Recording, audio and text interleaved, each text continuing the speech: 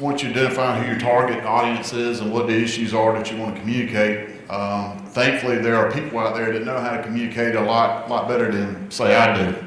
So our next speaker, Wendy Burnett, comes from the Georgia Forestry Commission. She is their public relations director, has been since 2010, also serves many roles, also on the communications committee with the Southern Group of State Foresters.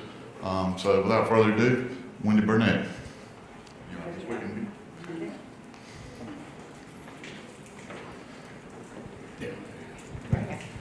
All right, good afternoon. Good afternoon. I'm afraid I drew the short straw in having to follow Dr. Butler.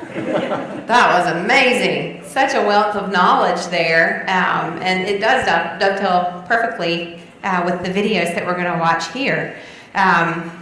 If any of you were at the summer meeting for the Southern Group of State Foresters, you're going to get a bit of a repeat, but I encourage you to watch it again and listen with new ears, and I bet that you learned something that you missed the first time. The theme of the summer meeting for the Southern Group of State Foresters was communications.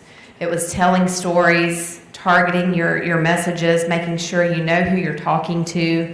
And we were fortunate enough to have just a wonderful panel of speakers. We had Andy Goodman, who made his career as a writer. He wrote for television and film. So he's a master storyteller.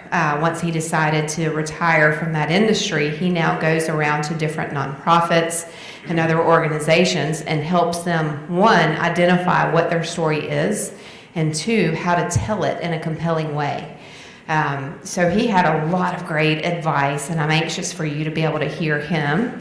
And then we also had Amy Lynch, who I don't have her bio in front of me, so for lack of a better term, I'm going to refer to her as a social scientist. She studies people.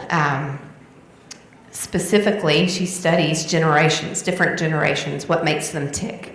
How is a baby boomer different than Gen X? How is Gen X different from millennials? Do we have any millennials here? A few? All right. You're going to get a little bit of backlash from Amy's talk, but seriously, no. They're used to it. I didn't do it. I'm not saying it. I'm just giving you a heads up.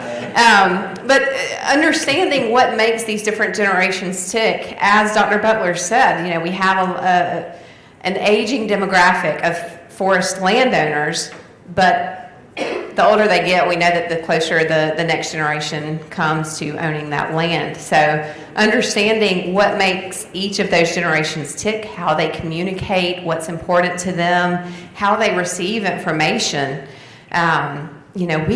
The great news is we have a great story to tell in forestry, right? We know that we have some wonderful science and facts and statistics that will blow your mind, and we like to tell them at any given opportunity. When's the last time that you started giving all of these wonderful statistics to somebody and you could physically see their eyes just glaze right over? We have a great story to tell, but we need some help in learning exactly how to tell it. And part of that is identifying those audiences, making sure we know who we're speaking to, and framing our messages so that maybe it's not the message that we're comfortable with and that we would share with one another, but it's a message that that particular audience group is willing to receive, and more importantly, they're willing to retain and act on it. Okay? So that's the intro, and I think now we're going to see the video and maybe discuss it a little bit in the end. If we tell a legislator or somebody from just a general audience how many acres our state has in stewardship plans, are they going to run out and tell their friends about that? Are they going to remember it past 5 minutes from when you're done talking? So you understand now, I hope, the importance of telling a good story and how important it is in getting our message out there, making sure that it's retained and hopefully moving the needle in terms of the importance that landowners place on managing their properties. Next, we'll talk about generational intelligence. Why is that important? Who are we accustomed to speaking to? The landowners. Boomers. Yep. Are we going to speak to their successors in the same way? Are they going to receive the messages differently than their father or grandfather? They are, very differently, much differently. So it's very important to understand the different generations, and I think you'll enjoy Amy's talk, and she does a really good job of breaking it down about what makes each generation tick. And to me, once you understand that, it's easier to tell your story in terms that that particular person's going to understand it. But just to give you an idea of what the Southern Group of State Foresters Communications Committee is doing to tell stories, we initiated a video series called People of Forestry a couple of years ago now, actually. The main objective was to use it as a recruitment tool. I think most states are a lot like Georgia in that we have a hard time recruiting people into natural resource career fields.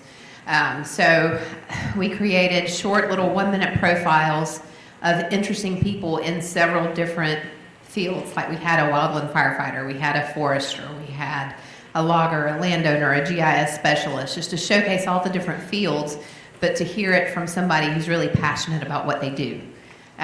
You can access those videos if you just go to YouTube and search for the Southern Group of State Foresters channel. You can see the People of Forestry video series. I encourage you to do that. Feel free to use those if you can. Similarly, we're getting ready to launch a video series about water quality, drawing some connections for people from a landowner's perspective, from a water utilities perspective, and how all of the different pieces of water quality connect. Because we like to, that's another statistic that we like to throw out there about how important forests are to water quality and quantity, but to tell it in a story mode instead of a statistical mode was a little more difficult, I have to tell you, but I think we've done it. Those will be launching probably next month, early March maybe. So be on the lookout for those as well. I think they're already on the Southern Group's YouTube page, but be sure to check those out. And just, I encourage you each to go home thinking about how you tell your story, what your story is, how you tell it, and who you're telling it to. I hope you're thinking about that differently than you were when you came in here. And with that, I think we're ready for Amy Lynch to talk about generational intelligence. As Wendy said, resources are so limited, but what I got from this is we have different generations that think differently, and that just one type of messaging is not going to reach everyone. So, I mean, that was my takeaway. So then my question to the group is, okay, how do we reach those 3 or 4 generations out there? Do we have a strategic communication plan or process to do that? If we're going to tell a story, we might have to be telling that story 4 different ways. How do we do that concisely? How do we do that with our limited resources? How do we share that so that everybody isn't coming up with the same thing? Is there a mechanism, is there a way that we can do that? Excellent question. And basically, so you have a core message that you want to get out there, right? So that's the same. How you deliver that message and the story that you tell around that message. Yes, you may have to tell it a couple of different times in order to reach the target audiences, especially when you're approaching a crossover. So we're approaching a crossover between boomers and Gen X. So at least twice you're gonna frame that message a little differently for those individuals if you want to reach them. Media, both traditional media and social media, has brought such a change in how we communicate and how we get messages out that it's made it a little bit easier in some ways to reach out to different audiences. I'm thinking about social media advertising and marketing. You can target your messages to people in this age group who live in this area. So there are cost-efficient ways, because we're all stretched a little thin on the resources department. There are cost-effective ways to reach a lot of people without putting too much effort into it. So there are ways that we can do it. It's just a matter of keeping the dialogue open. But essentially, you want to have those core messages really drilled down, and you want to talk about amongst each other, what is our story? How do we communicate this message or this particular statistic that we want to get out there? What is the story around the statistic? That's what's important to be getting together. And then I hope in each of your states you have a communications person on staff who can then help you tell the story and help you get it out there.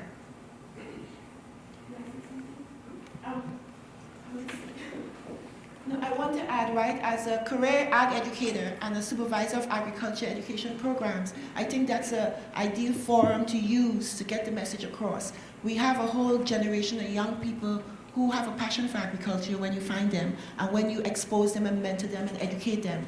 And it's amazing. I think they're even better than us, you know, in the way how they communicate their ability. And I think when they are trained and they have the right information, they could be so impactful. And each one of us in your states, you have FFA organizations and amazing leaders that can be utilized to assist you in spreading the message. And I want to urge you to consider that as an option as you move forward. Thank you. Very good point. Anybody ever heard the term social media influencer? That's who people listen to. They don't necessarily listen to me from the Georgia Forestry Commission, but if I have a prominent mom blogger who has this huge following, if I'm giving her my message and she's relaying it, then wow, I've just made an impact. So that's absolutely the case. We need to look for opportunities to leverage their voices when we find those people who are passionate and are willing to advocate on our behalf. Maybe have time for one more quick question, if somebody has one. What I took from the presentation, I mean, I think maybe myself and a lot of people in this audience might feel a little intimidated about suddenly becoming storytellers and trying to communicate with multiple audiences, and it seems kind of overwhelming. But I took from it that. Well, actually, it was the teaching moment with the kindergartners. It doesn't have to be a complex story. It doesn't have to be, back, once upon a time. It can just be a simple, here's what I did, and then, maybe make it like something a little self-effacing. But just really, ask the question and just somehow put it in more than just, a graph or just something. Layer something else on there to make it a little bit interesting. Right, absolutely. Don't be overwhelmed. Don't be afraid to tell the stories, and don't be afraid to use some of the principles that they outlined for you in the video, because you can do it. It doesn't have to be, as you said, a complex story. Just the soap was in the shoe, and then you have the soap in the shoe that people are going to remember. So just use your own words and use your own thoughts and use your passion. That's what people are going to really remember, is your passion. Is it coming through in your story?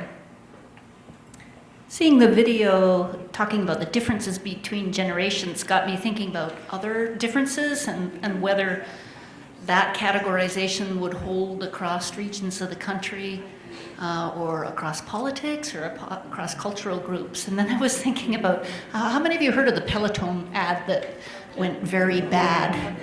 And so I started thinking about maybe one of the important things here is to find commonalities, find messages that are bipartisan and universal and aren't inadvertent dog whistles one way or the other. And as you said, keep it simple enough that we can all relate to it.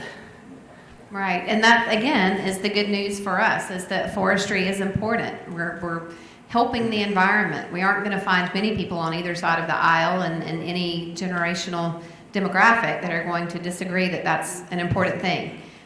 So we have a great story to tell, and I think we just need to work on those commonalities, work on the story that we want to tell, and then work with your communicators in your state or in your region or at NASF to fine-tune that and figure out ways to get it out there.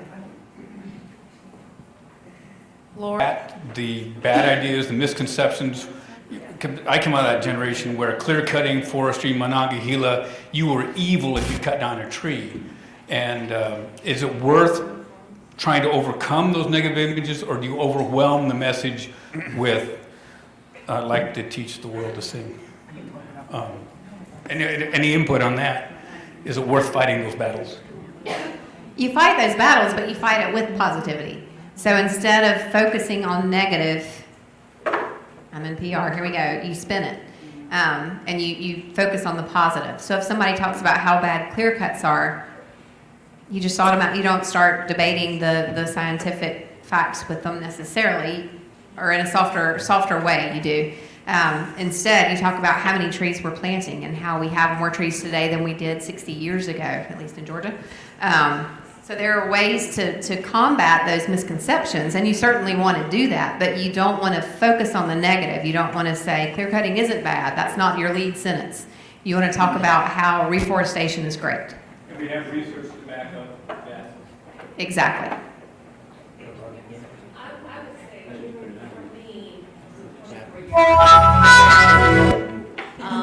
The biggest thing you need to remember is you can always back up, restart, retell your story, but always remember you can take sour lemons, add a little bit of sugar, and you can make lemonade and invite them to the table, so always remember that. As Wendy said, you have to have a positive component, but just remember and be able to determine and know your audience. And keep in mind, too, one thing that we're battling in Georgia, we have a group called the Dogwood Alliance, who is very loud. They're talking about how biomass is just terrible for the environment, and they're wrong, just flat wrong. They're putting out some really bad information. And initially, we tried to respond to that. But what we found is that they were being loud, but they weren't being heard by very many people. And in us responding to their claims, we were drawing more attention to their cause. So you have to kind of decide internally, really look at a situation, how, if they are holding a rally, are there 10 people at the rally or are there 500 people at the rally? That's a different situation. So, you really have to weigh the situation and decide whether it's a good thing to respond or if you just kind of let that person have their 5 seconds to scream and rant and then move on. Well, I don't really have a question, but more if it's how you going to deal with different generation. I'm not an expert about the different generation, like the pre-World War II people. They're very loyal. They would work for one company, and that's all they're going to do. But now the generation now would be, they will work for about 4 or 5 different agencies. So you're going to have to do how they think, generation-wise, but also how they think within the generation. Because some people, you can just tell them what you want and they'll do it. Other people want to be more like socializers. So they want to make decisions as a group, or you got analysts. So you got generation people you have to deal with versus how they think about how they solve problems and stuff. So there's a lot of different mixes and matches how you're going to deal with people. That's right, and it's not about just throwing those statistics out there anymore. We really have to give some thought into who we're giving the statistics to and how we're going to do that then. So I guess I maybe just have a comment. I supervise quite a few millennials, and I will say in working with them and talking with them, one thing we really need to stop doing is saying bad things about millennials. That is one of the big things that as a group, I think we really need. Like the folks that work for me are, they're awesome people. They're doing a great job. They've got, visions of things that they're doing. They work hard. These are great folks, and they themselves feel disparaged when they go to different trainings and people are all these millennials. Blah, blah, blah, blah. So I guess maybe this just say respecting any generation and however they need to communicate. That never gets old. So that's super important, I think, to remember. Absolutely, and Amy did get into that a little further into the video. She talks about how I'm a Gen Xer, and so I'm going to go to work every day, even if I have a little bit of cold. I'm going to go to work every day, and I'm going to follow the rules. If you tell me to jump, I'm going to figure out how to jump and make sure that I jump a little higher than you expected. Millennials are incredibly intuitive and incredible thinkers and problem solvers, but they do it differently than we're accustomed to. So she talks about how we just have Gen X and baby boomers. It's the transition. It's us learning to accept that they just do things differently. They don't do them any worse than we do. They aren't any, their work ethic is just as strong as ours. Maybe they just want to come in a little later and stay a little later. or whatever that may be. But so it's just the transition, and she does talk about that a little more in the video. So I encourage you to go find that. She didn't trash talk him too bad. She redeemed herself. Just a question, maybe an observation. How many people here use Facebook for social media and then Instagram? So Facebook? You mean as an individual or As an individual, yeah. How about Instagram? Snapchat? TikTok? Okay, so there's also, when you're using social media, you think about your generational barriers. A lot of us are, majority of people here are baby boomers. There's also Gen Xers, which I'm part of. We're using maybe Facebook more. Snapchat's being used by the millennials. Some of your Gen Zers are using TikTok. And so there's a lot of these ways that we're using social media, but they're very different. So if you're trying to custom tailor your message, you've got to think about these different platforms for social media. So that's just a comment and observation that we all can see by raising our hands and what we actually use. You didn't say who uses MySpace.